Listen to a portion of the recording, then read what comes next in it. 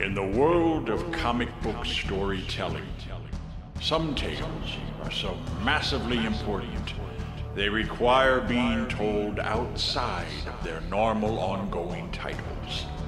Whether revolving around a single character, a team of heroes, or encompassing the fate of the universe, these stories are as important as the rest of the books that come out monthly.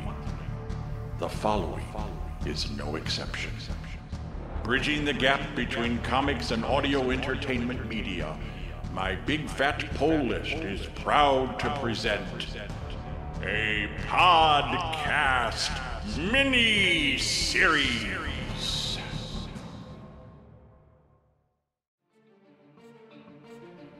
You've heard of the Avengers, the Justice League, the X-Men, Teen Titans, Guardians of the Galaxy, Defenders, the Legion of Superheroes, even the Watchmen. But what if we told you that there was another team of colorfully clad heroes that you've never heard of who are equally as influential to comic books and the industry as a whole? Who is this mystery team, you ask? Archie Comics' very own stable of masked heroes, the Mighty Crusaders. Welcome to part 3 of our special 5-part miniseries, this time revisiting one of the most beloved relaunches of the Mighty Crusaders, the Red Circle comics line. We'll investigate the impact that this run had on a generation of comic fans and creators, analyze the line's unfortunate fall and cancellation, and examine the Mighty Crusaders' influence on Alan Moore's Watchmen, as we jump into the 80s with the Red Circle relaunch. Welcome back, ladies and gentlemen, for the third part now of our Mighty Crusaders 5-part miniseries. I am your host, Dr. Impact, and today I am joined by... Hello, it's the mysterious Mr. X, back again. Back again, sitting right across the table from me. I can't get enough of the Mighty Crusaders. That's right, that's right.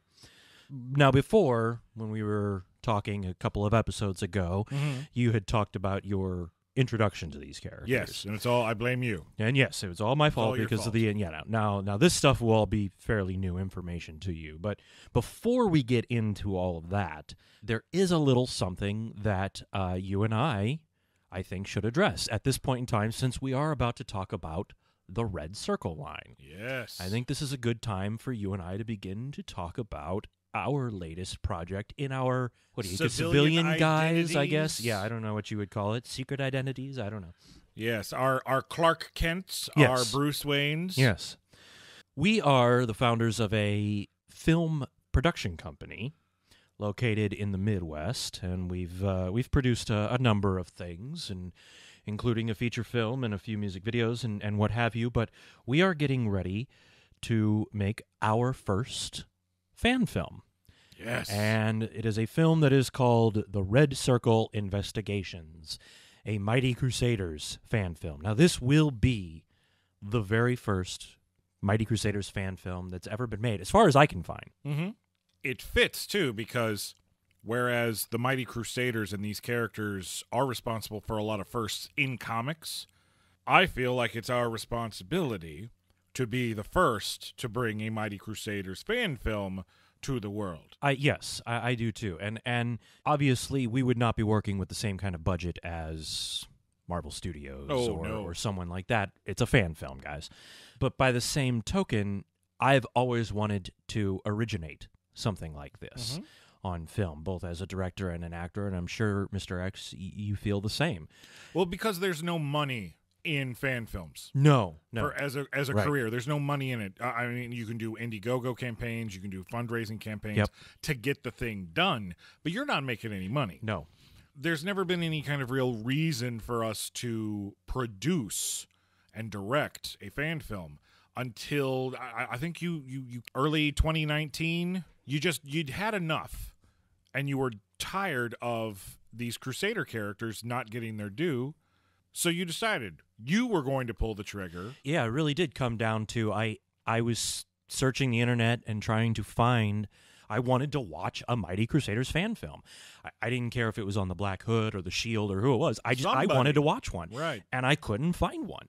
So I decided, okay, well, then I will make one that I can then watch whenever I wish, if I'm not tired of it by the time I'm done making it. Right. And when you put out the call to arms, you do Crusaders Assemble. Mm-hmm. Yeah, essentially. Yeah. And we've gotten together. It's a tight-knit group. Yep. Things are going well. There's a great script. There's a lot of characters that are going to appear. We're all over social media. Yep. It has its own Facebook page, its own Twitter account, its own Instagram. Yeah. So you can follow it all on there.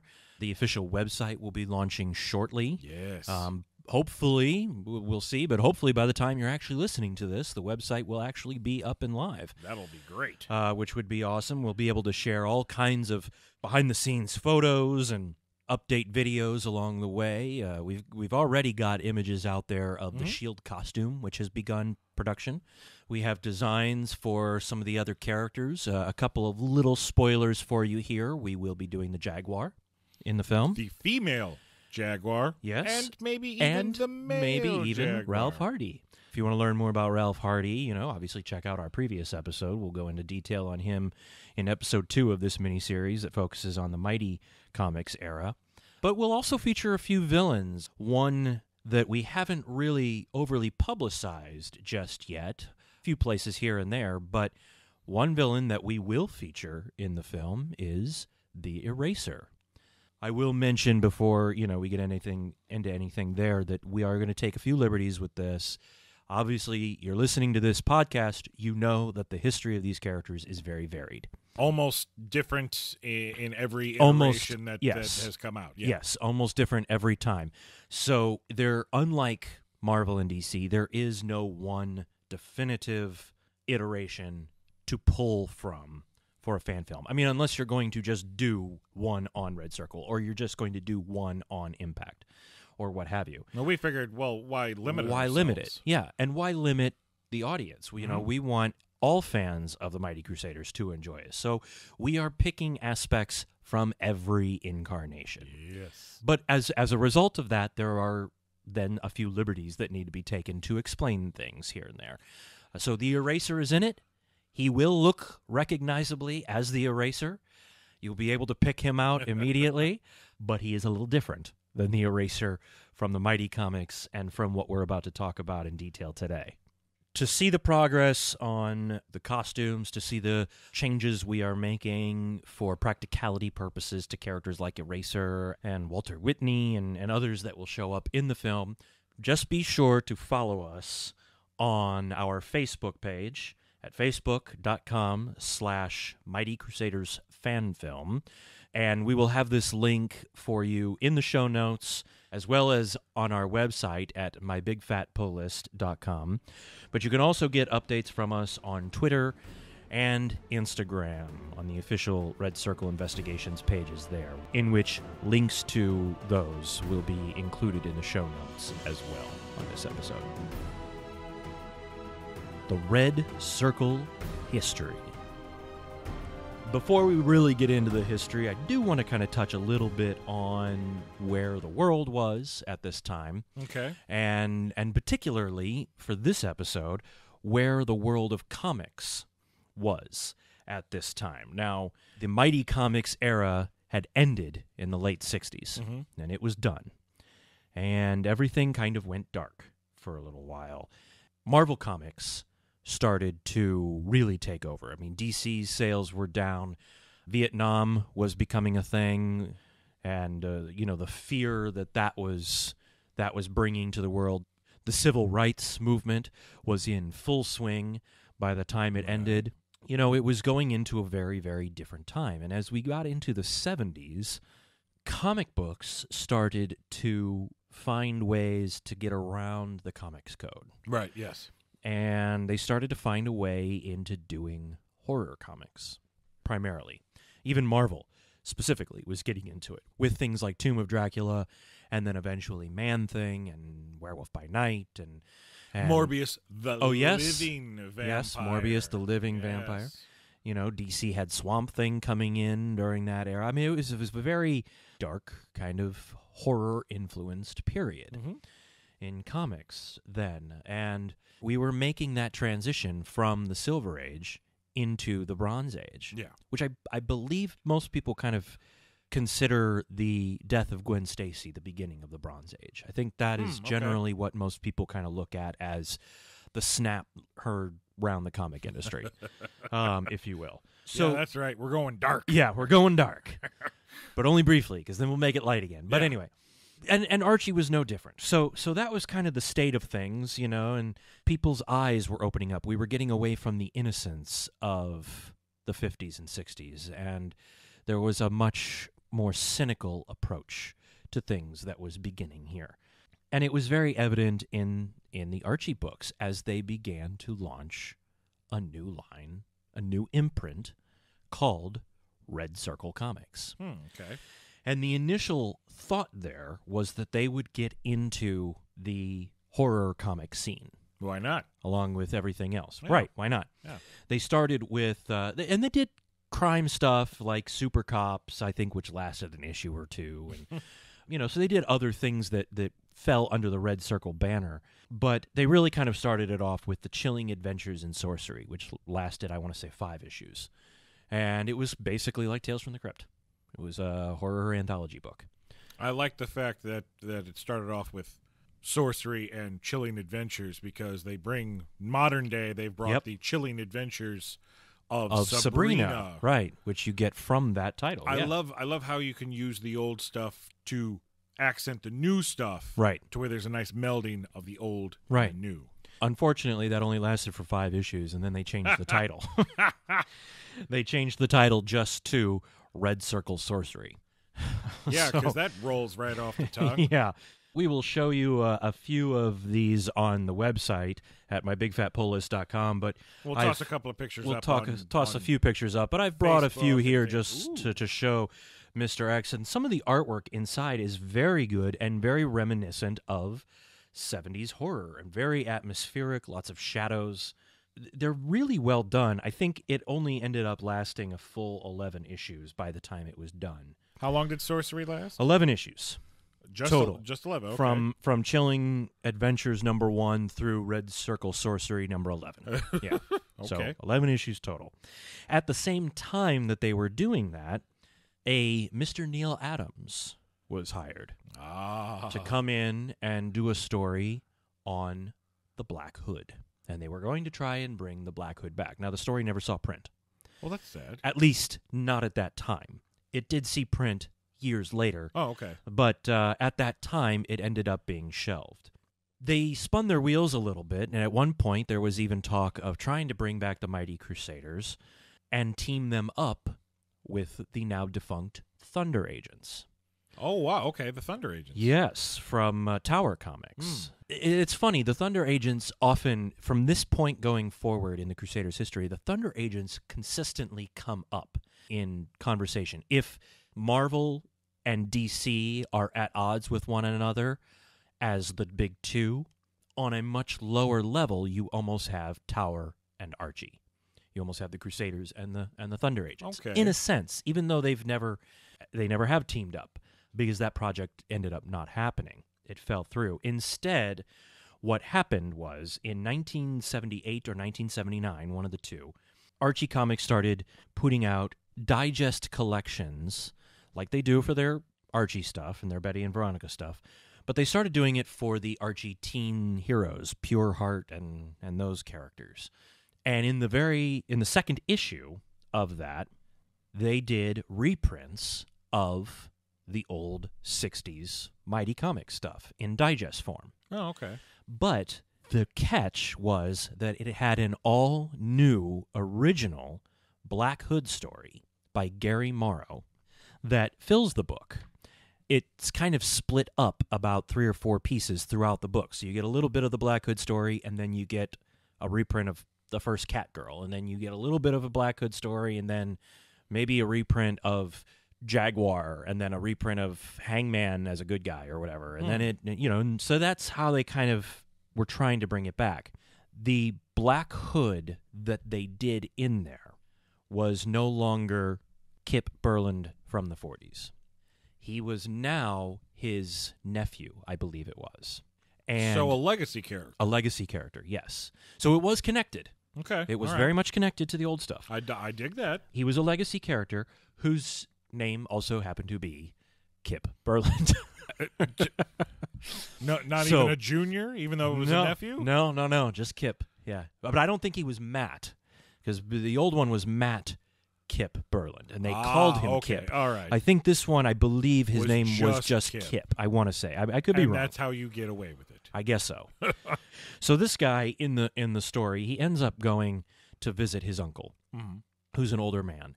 He discovers that his uncle was the Black Hood at one time, and he tells him basically the story, and it's here that they retcon that the Black Hood has been around for centuries, or at least decades, at the very least, and that it's more of a lineage that has been passed down from person to person to person.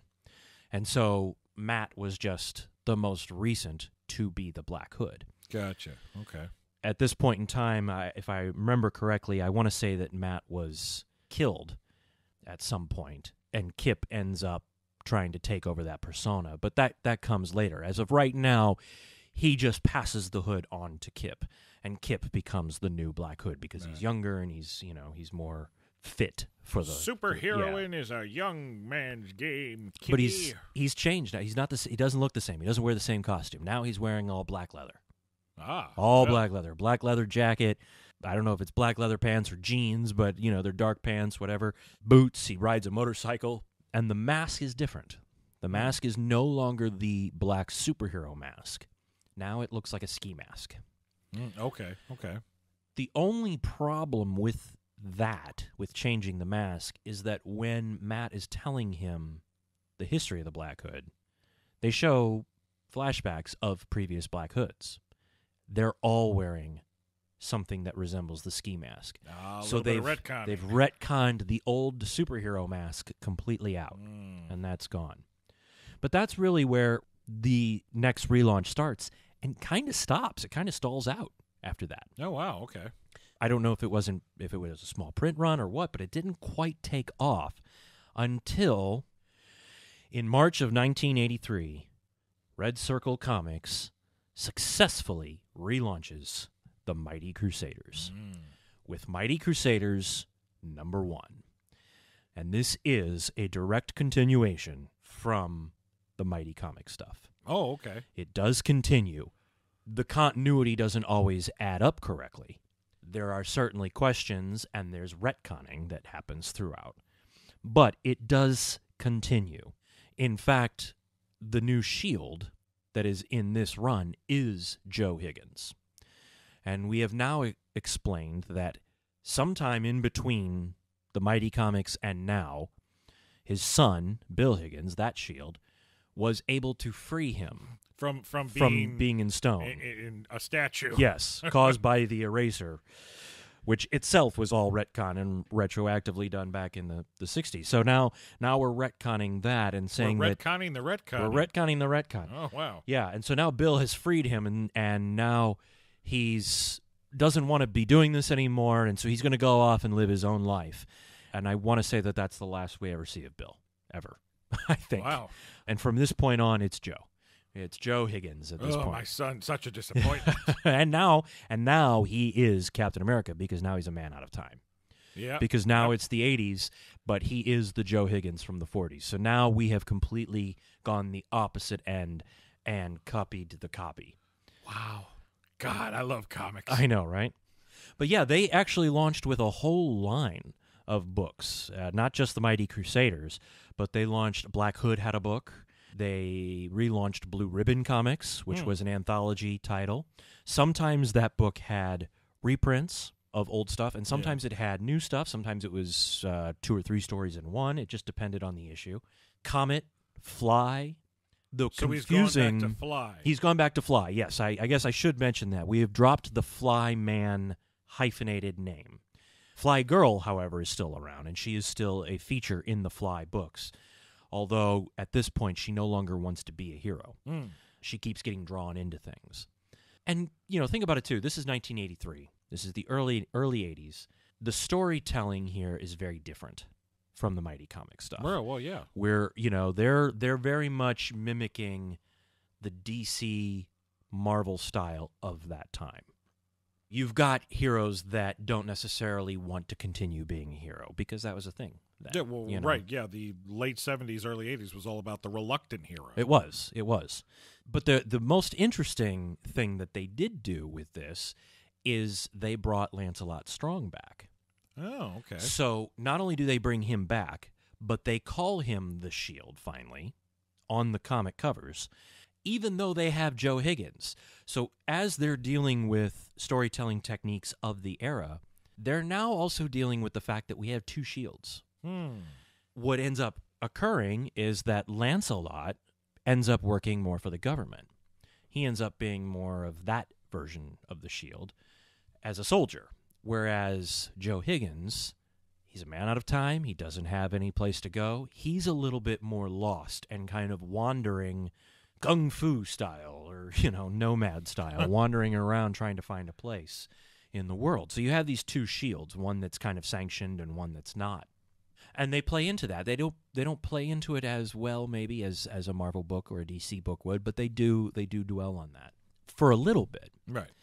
Because the Lancelot Strong Shield book ends up changing names with issue, I want to say 2 or 3, and it becomes Shield Steel Sterling.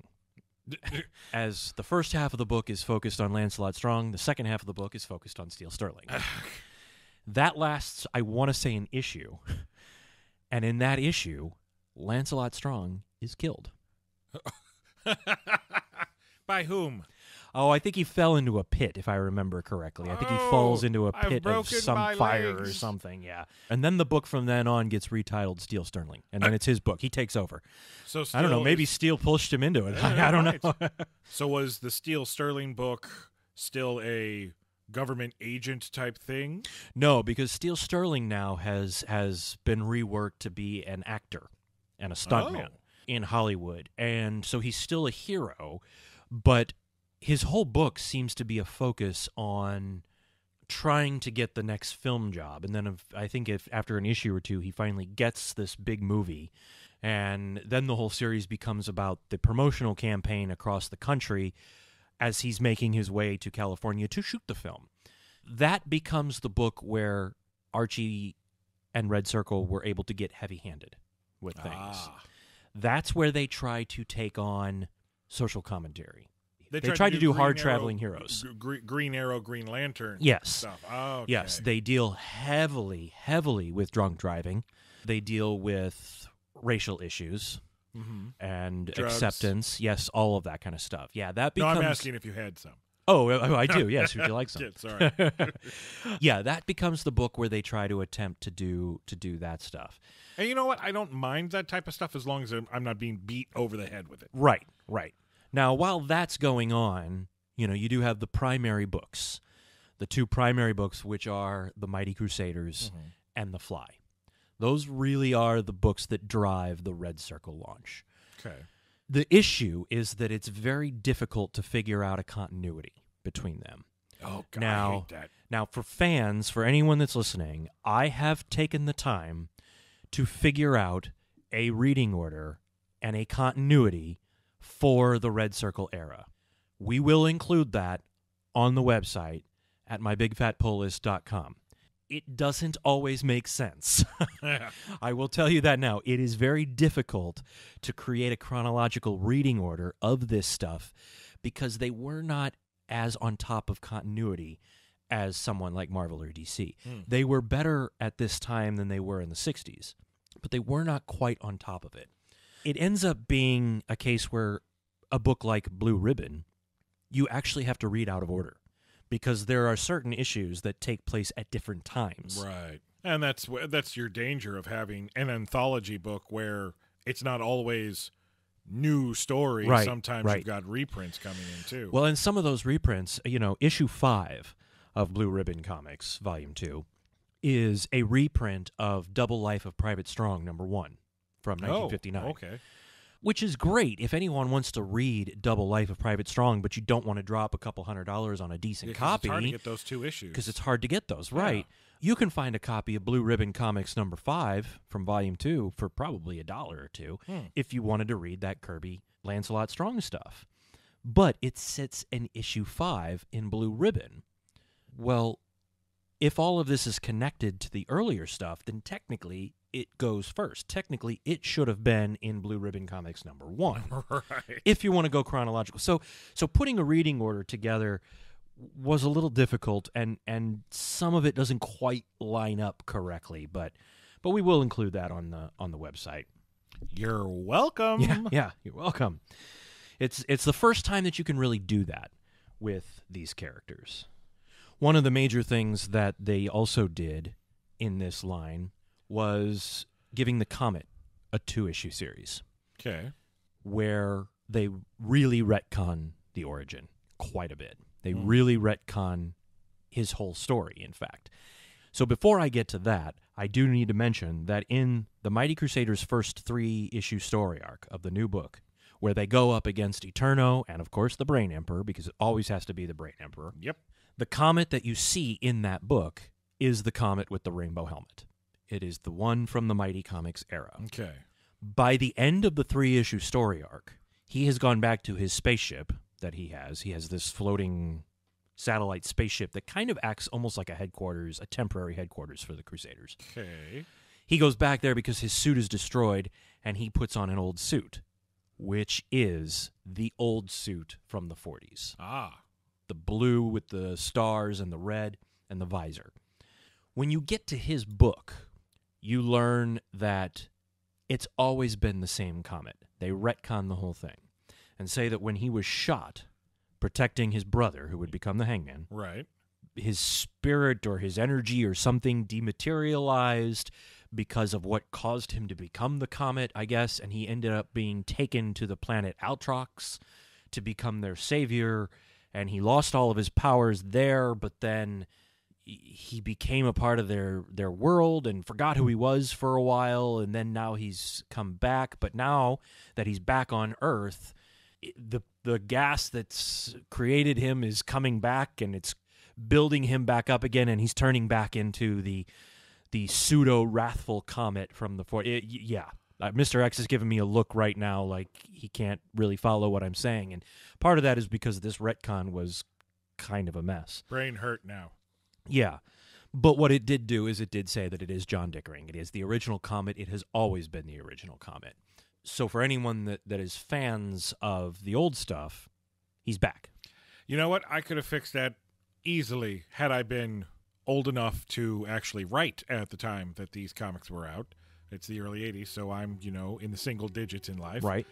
I think if you wanted to try to do a retcon but not make it so as complicated as that, so when the comet who wears the rainbow helmet gets his costume destroyed and he goes to his headquarters spaceship, what we should see is the body of John Dickering in like a stasis field. Oh. And maybe he was being slowly brought back to life by alien technology.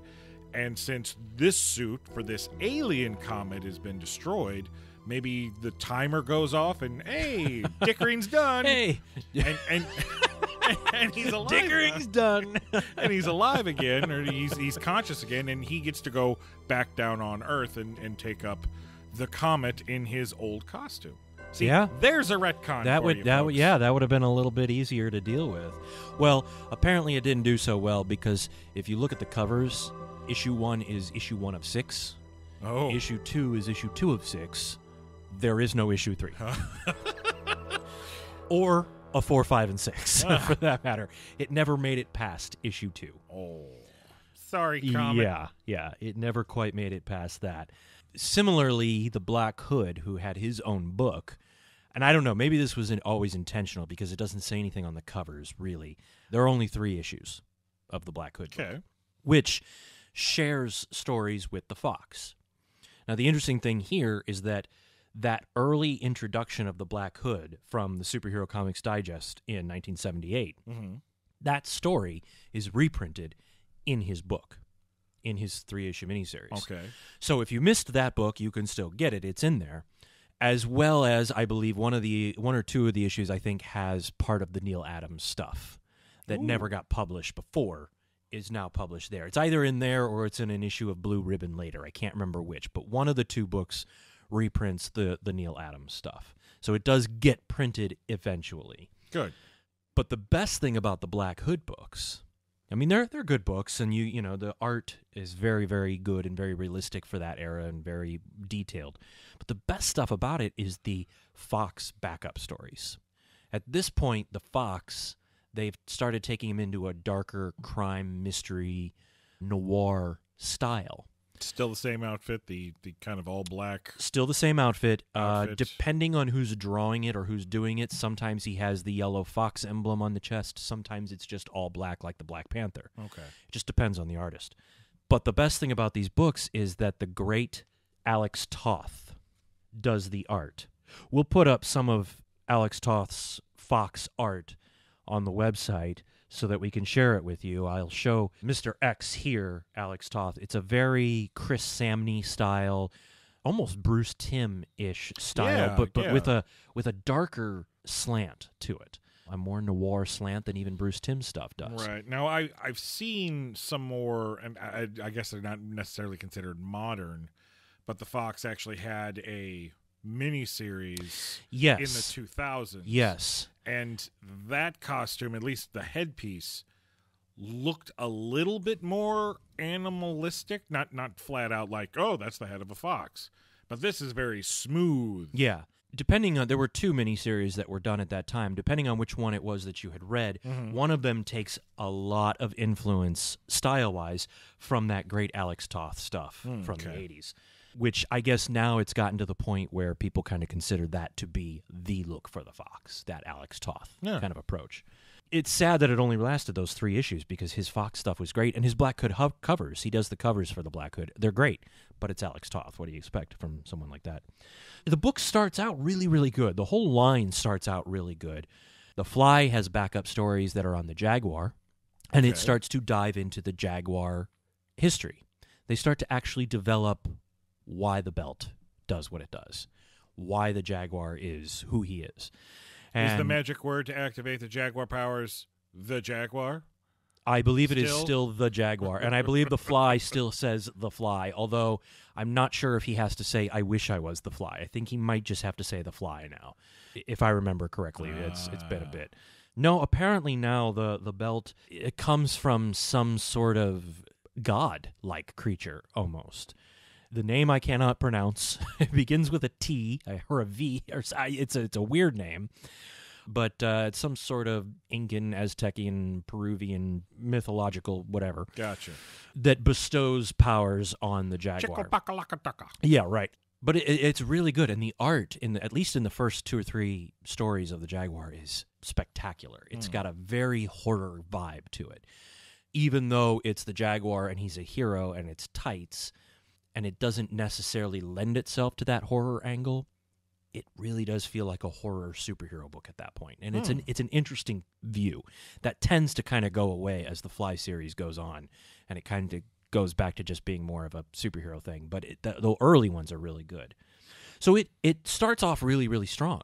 It continues the story.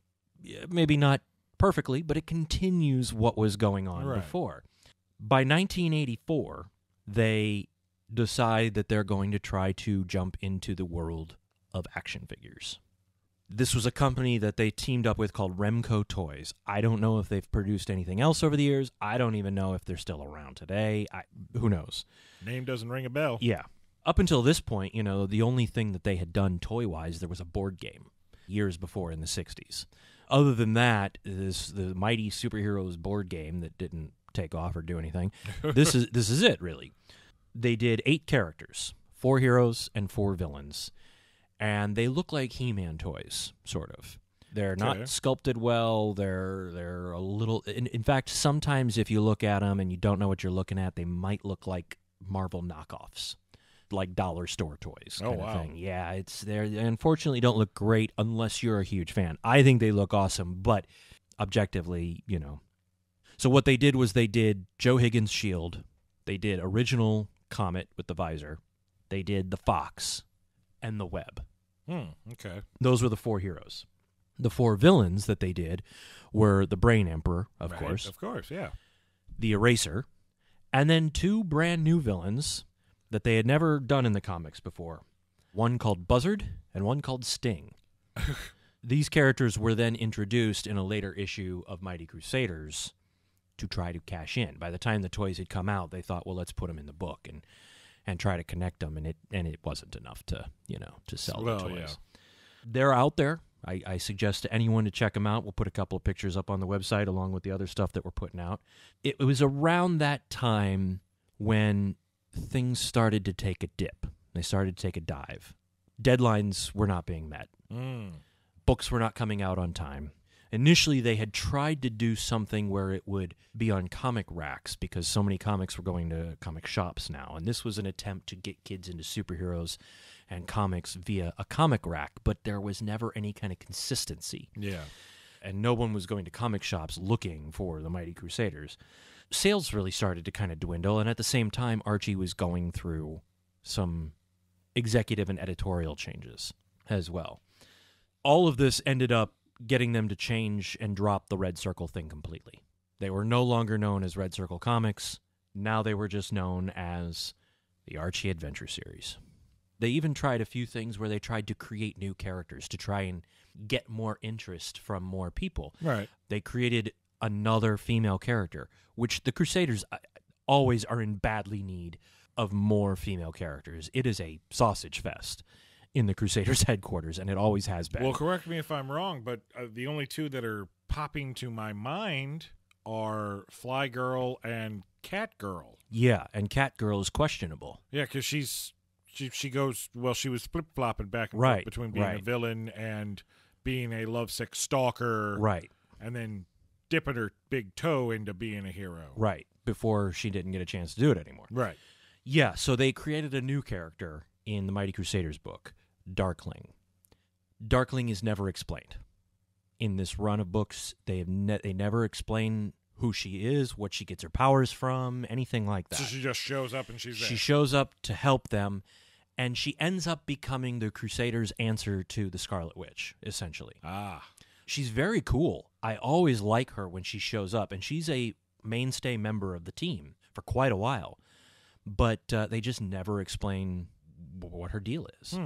The other person that they introduce, and I don't want to get into a great deal of detail on this because this is not the podcast for this kind of topic, but the other issue with the Crusaders up till this point for sure is it's just a bunch of old white dudes. Yeah, there's no diversity. There's no diversity. At all. Until now.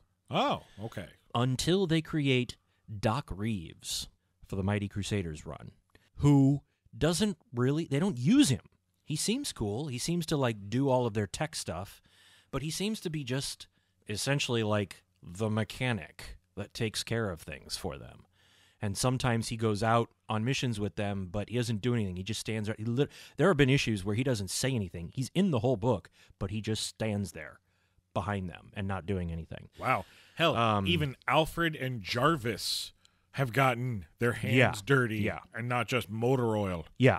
It was really unfortunate what they did there. And he's a doctor, too. I mean, come on, utilize that damn use degree. his PhD, man. In fact, once they drop the Red Circle moniker and they just become Archie Adventure Series, and the quality starts to dip at that point. Yeah. I don't recall what issue number it is, but there is a point where they go up against the Brain Emperor and the Eraser and Sting, Buzzard, and I want to say Deadly Force gets introduced. And Deadly Force is a pretty cool villain. He looks like he's a reject from Marvel's Wrecking Crew. Okay. But he's pretty cool. I've always liked Deadly Force. Anyway, those are the villains, and during that story, the Comet returns. He had quit the team for a while, and he's getting really angsty again, and now he has returned to the team, and they're fighting the Brain Emperor, and Darkling, her mind gets wiped, and she gets shunted into some other world, some other dimension, and left to float, not knowing who she is or what she is, and we never see her again. But we've introduced a new female character who is interesting if you would do something with her. Right. and now we've just gotten rid of her. At that same time, Doc Reeves takes a blast, an energy blast, to protect someone else, and he's dying. And he is going to die. There is no helping him. So when he dies, Comet cremates the body on panel. He hits him with his beams and cremates the body. So now the two brand new characters that you've created to add some diversity and something different, you've essentially just now gotten rid of. Wow. And we're right back to where we were. The quality really started to dip, and the inconsistent publishing dates didn't help any. Oh, that'll kill you. You know, I mean, it was going 2 or 3 months at a time in between issues. By 1985, the line was over. And the Red Circle line really kind of came to a close. And they lay dormant for a little while, until the late 80s, when Archie decided that they were going to try to bring them back again. Wow. So they were going to try and do it again, this time from scratch. This time it was not going to connect at all to anything that had come before. And it was going to be in a new imprint. They weren't going to do Red Circle. It was to be called Spectrum Comics. Spectrum Comics. Spectrum Comics. And they assembled a list of titles and a list of creators that, even at that time, these guys were fairly good names. Now they're legends in the comic book industry. The line was supposed to include The Fly, The Hangman, The Fox, Jaguar, Mr. Justice, and The Shield. Those were the characters that they had initially started talking about doing. And they didn't get very far, but the creators that they got to do these books and to work on them, Len Wein. Creator of Swamp Thing. Yep. And creator of The Wolverine. Steve Englehart, Kelly Jones, Jim Valentino, Jeez. Mark Ellis, Michael Blair, and a guy that people know by the name of Rob Liefeld. Wow. Who was supposed to do The Shield. And if you look out there, we will try to find a picture and see if we can include it on the website for you all to see. But if we can't find it, do some digging. You can actually find a Rob Liefeld drawing of The Shield, of his version of The Shield. It looks, the costume looks like a mix between the Lancelot Strong Shield and the Joe Higgins Shield. They could kind of combine various elements. It was some real out there adult stuff. They really wanted to go darker with it. The Hangman was the first one, and it is a horror book. We will try to find pictures here to include. I'm showing Mr. X at this moment the picture of the Hangman, and they really went dark. Oh, yeah. With the Hangman. Heavy shadows, a lot of robe. They really kind of made him more of a supernatural, scary hero. I'm anti-hero. thinking Spectre with a little bit of this. All this rope is making me think bondage, so I'm also thinking a little Ghost Rider. Yeah, there was very much that, Yeah. Very much that influence. And the fly concept that they had for it was essentially the Fly was a disease. It wasn't a character. It was a sickness that would pass from person to person, and once you were done with it, you died, and it moved on to another person. Jeez, Yeah, that is dark. They got dark. I see. I would have done that with The Web.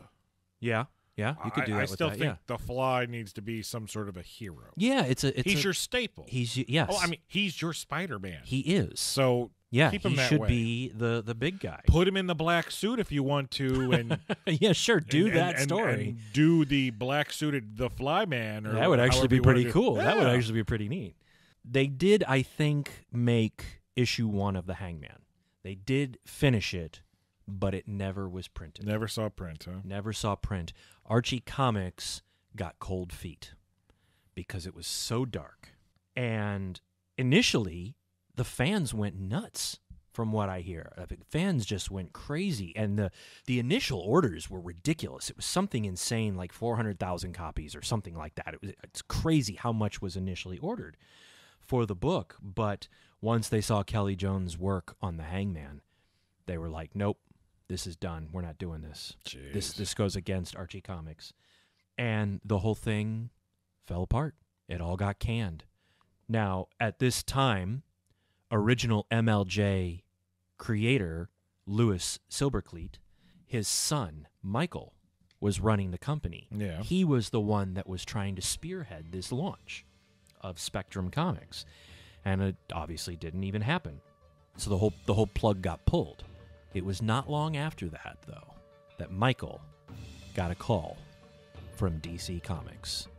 And that would change the Mighty Crusaders once again. And that's where we ask you, were you a fan of the Red Circle comics? Did you come up in the 80s with these characters and meet the Darkling and Doc Reeves? Or do you just like digging them out of the back issue bins? If so, share your favorite characters or your favorite issues with us. The Red Circle influence. Archie's Watchmen. I'm sure that title has probably a very bizarre connotation to most people. Yeah. There's a reason for that. In between the Red Circle launch and the Spectrum stuff, a man by the name of Alan Moore went to Archie Comics and asked them if he could play with their superhero characters. He wanted to tell a murder mystery story where the Shield's body would wash up dead on the beach, and you'd have to try to figure out which hero did it. And what he wanted was a full existing universe that had a history that he could play with that would not affect anything and that wasn't being used anywhere. Well, these characters just ended. The Red Circle line went under. He wanted to use them. They said no. It was not long after that they started to talk about trying to do Spectrum.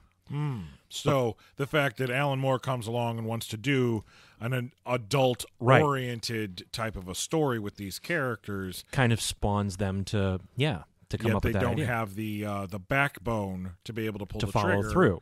And in the meantime, Alan Moore says, okay, fine, I still think my story's good. DC just bought Charlton. I can do the exact same story with the Charlton heroes. Right. So he goes over there and they tell him, no, we have plans for them. We're including them in Crisis. But we will publish your book. So he decides, okay, fine, screw it. I can't use Archie's characters. I can't use Charlton. I'll just create my own characters. And thus we have the Watchmen. But one thing that has been talked about forever since the book has come out is the similarities between the characters in the Watchmen and the characters that he originally wanted to use. Yes. But if you think about it, if you look, everybody knows about the Charlton connection to Watchmen. Yeah. Rorschach is the question. Exactly, yeah. Blue Beetle is very Night similar Owl. to Night Owl. Yeah. Well, if you think about it, if he wanted to tell a similar story, and he has said that the story changed from its initial concept when he was talking about using the Crusaders for it. But if you think about it, the Black Hood is Rorschach. Yeah. And the Fly is Night Owl. Yeah. And the Shield is the Comedian. And Dr. Manhattan is the Comet. It's all there. Yeah, it's there. You can find it all there. And I just think it's very amazing that whenever Watchmen, and I think you and I both are huge fans of Watchmen.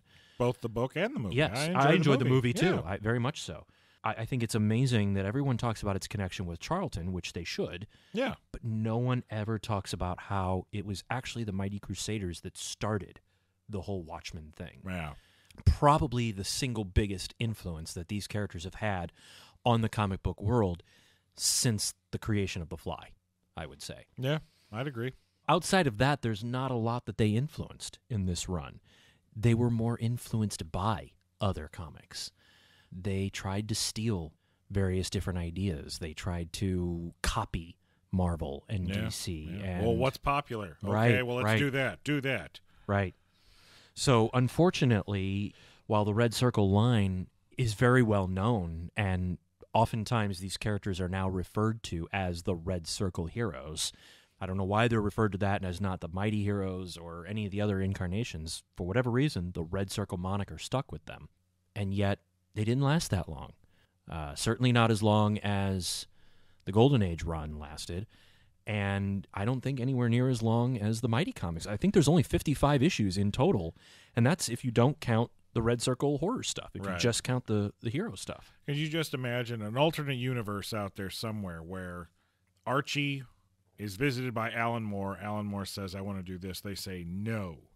But then the whole Spectrum idea comes around. They gather that bullpen of talent to launch these books.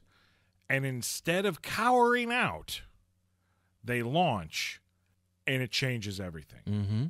I mean, there is a universe out there. I believe this with every fiber of my being. There is a universe out there where the Spectrum version of these characters was released around the same time as Alan Moore's Watchmen and Frank Miller's The Dark Knight Returns, and is part of that. Part of the dark movement that changed. Yes, that changed comic books. Absolutely. Yeah, and it's a shame, too, because those sketches and promotional ads for the Spectrum stuff, other than the Fly book, which is a little bizarre. That's weird. I would have eaten up all of them. I mean, that all sounded great. But sadly, it didn't come to pass. And, well, hell, maybe there's a world out there, now that you mention it, where Archie said yes to Alan Moore. Wouldn't that be something? If there was never a Watchmen because there was the Crusaders. Who watches the Crusaders? Retrospective review on the Red Circle Comics. As we do for each episode, I'll give my review on the books, especially on these, because I have recently just reread all of them. I've reread the entire run after I put the reading order together.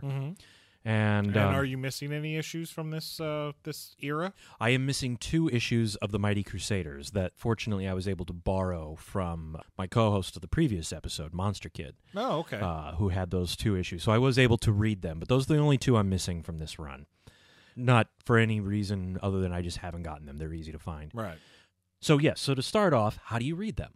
How do you find these books? These are not reprinted almost anywhere. Select moments and select stories were reprinted in a New Crusaders original graphic novel that came out in the 2000s called New Crusaders Legacy, I think it's called. And there are snippets that are reprinted there, but for the most part, these are not reprinted anywhere. They've never been reprinted as far as I'm aware. Only way to get them is digging through your back issue bins. Yeah. However, when you find them, they are not pricey at all. They're very reasonably priced. I don't think I've ever paid any more than $5 for a single issue. Well, it's the 80s. It's the 80s. Yeah. And other than the first year or so's worth of these books, I don't know that I would be willing to pay more than a couple of dollars per issue. The quality really declines quite a bit. And it seems to be the trend. It does. In all of these iterations of the characters, it seems that they start off well and something happens and quality just goes right out the window. Yeah, this was probably the worst of them. This was probably the biggest dip. No more noticeable than in The Fly. The Fly, and it's a shame because so many of the issues of The Fly are done by Steve Ditko. Yeah. But, he didn't have it anymore. And it's just, there are things in the second half of the Red Circle run that just don't work. There are things that they just start throwing out. There are things that don't make sense. Lancelot Strong shows up again in, I think it's a Mighty Crusaders book or a Blue Ribbon book. No explanation about what happened to him. Hi, I'm not dead anymore. Yes, but then 2 months later, when another book comes out, Steel Sterling is talking about how his friend, Lancelot Strong, is dead, and he's still dealing with that. So there were editorial issues that are never explained. Obviously, Darkling. What a great idea for a character that you never do anything with. Yeah. So there's issues with that as the line goes. The biggest issues that I have, the 2 biggest issues, number 1, in the very first Mighty Crusaders, they start in that first 3-issue story arc. They start to set up the concept of this group of 3 villains, essentially. Okay. Each wearing robes and each with a Roman numeral, 1, 2, and 3 on them. Okay. These guys start pulling the strings all throughout everything. They show up in random places, mostly in the Shield. They tend to show up mostly in the Shield stuff. The Joe Higgins Shield does get his own 4 or 5 issues, something like that, 6-issue series, the original Shield during this time, and they show up in there occasionally, like they were trying to leave connections and breadcrumbs to build to something with these three characters that they were trying to develop, but the line ends, and it never goes anywhere, and they never progress it enough. You don't get enough answers at any time to have any kind of payoff as to why these three are doing this. So that's an annoyance. The other major issue that I have with these books more than anything else, the lettering, and it's not any one particular letterer. So it's not like I'm going to single out anyone in specific. The lettering across the line is atrocious. Oh, wow. There are times when it's hard to follow, especially in the later issues. It gets really hard to follow what's going on, because word balloons are placed in such bizarre places that when you follow the natural progression of reading a page, sometimes it doesn't make sense. Right. It doesn't happen a whole lot in the early part because, once again, it starts off strong and then dips and then it falters. And like you said, yeah, you're right. It does seem to be a theme with these characters, and I don't know why they cannot sustain quality. It always starts off as quality for every era that they come in, but they can't sustain it. And I just don't know why that is. As far as whether I would recommend it, well, if you're a Crusaders fan, get them all. Oh, right. Yeah, of course. I mean, I would have to suggest that for everything. But if you just have a passing interest and you're not a completist like I am, then I would suggest just getting about the first year's worth. The first 4 or 5 issues of the Mighty Crusaders, which deals with the Brain Emperor, and then it deals with the Jaguar stuff, and the early issues of the Fly and the Black Hood. Those would be, I would say, the ones to go for. Okay. Well, Mr. X, that does it for another episode. That's 3 in. 3 in. Wow, look at you. On the miniseries event. I love being a part of anything where I get to learn something. I've known a little bit about these characters, and the more I hear, the more fascinating they are. And I can understand now why you have such a fascination for these characters. So I feel like learning Some would call obsession. But yeah, I wouldn't. Because if I call this an obsession for you, then what the hell do I do with my life? But I feel understanding these characters, I get to understand you a little bit more. And that right there is just aces for me. So thank you for having me back for this 3rd episode in your Mighty Crusaders miniseries. Thank you for joining me. It's always fun to geek out over this kind of stuff with you. And we hope that all of you have enjoyed this 3rd visit to these amazing characters. And more importantly, that you will all return and join us for part 4, where we blast into the Impact era of the 1990s. Ooh. I am your host, Dr. Impact. And I am the totally mysterious Mr. X. Until our next crusade, stay mighty, friends. We have reached the end of this verbal adventure, but there will be more. Be sure to bag and board the knowledge you have been given in the long boxes of your mind, safe from the dust bunnies of memory.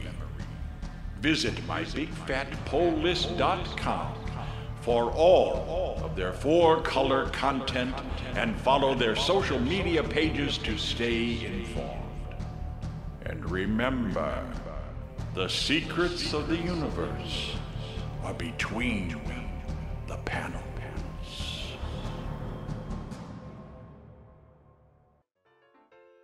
I'm not even noticing. Okay, so this is sorcery number 10. Yes. There's some pirates. You've got pirates, and when I say pirates, they're dead pirates. There's skeleton pirates. There's skeleton pirates. Now listen to this beautiful prose right here. Cursed to forever wander the 7 seas. The bygone buccaneers plunder the present in Pirate Island. Ain't that some beauty right there? That's some good stuff. That's comics there, baby. That's comics.